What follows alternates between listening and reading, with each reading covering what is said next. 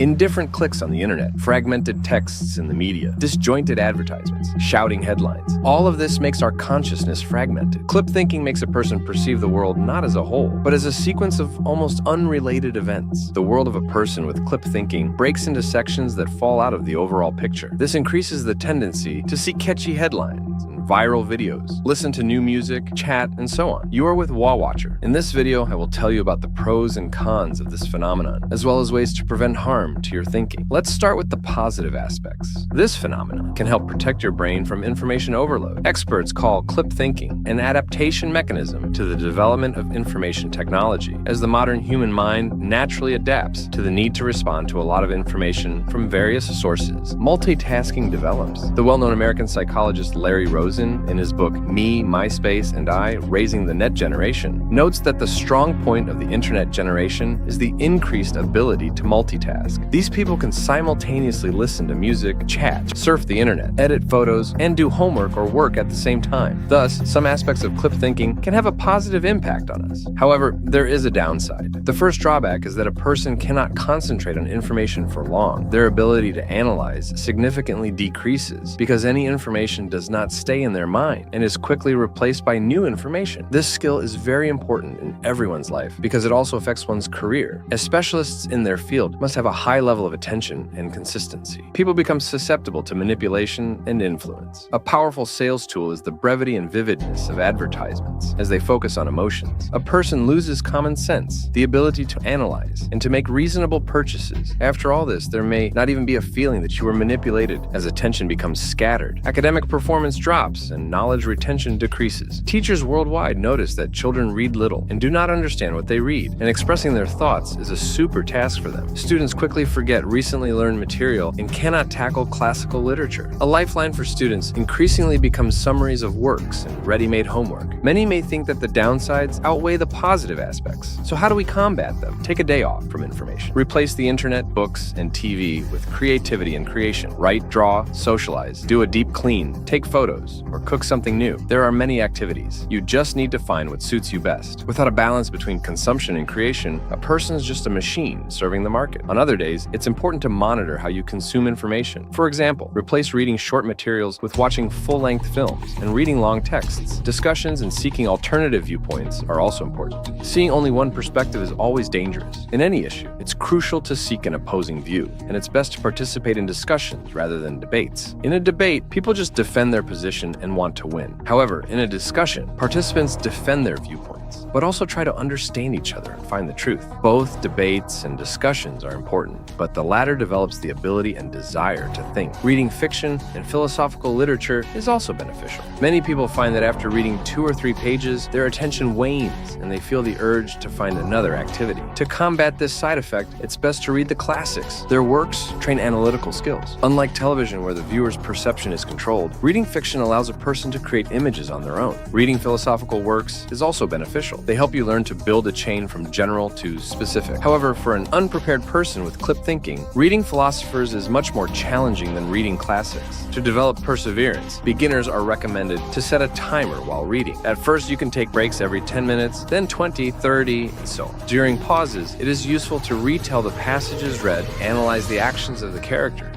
and even better, summarize the read content in theses. The result is an analytical mind and order in the head. You need to understand that clip thinking is not a diagnosis, but a forced phenomenon in the era of information technology, which has both pros and cons. Thank you for watching until the end. I hope you enjoyed this video. Subscribe to our channel. See you in the next videos.